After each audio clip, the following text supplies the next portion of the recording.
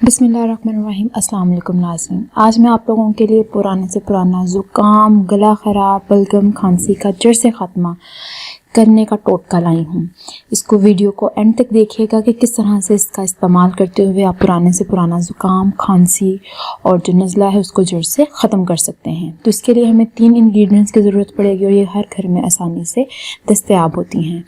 मैंने 1 टेबलस्पून यहाँ पर हल्दी का यूज़ करना है, 1 टेबलस्पून जो है यहाँ पर मैंने सौंफ लेना है और 1 टुकड़ा यहाँ पर मैंने मलट्ठी का यूज़ किया है। नाज़रीन, मलट्ठी जो है आपको आसानी से पंसार की दुकान से मिल जाएगी। इन तीनों को जो है आपने इक्वल क्वांटिटी में लेकर कुंडी में इसको आपने कूटना है, ग्राइंड नहीं करना। आपने इस नुस्खे को इसी तरह से फॉलो करना है जो स्टेप्स मैं आपको बता रही हूँ।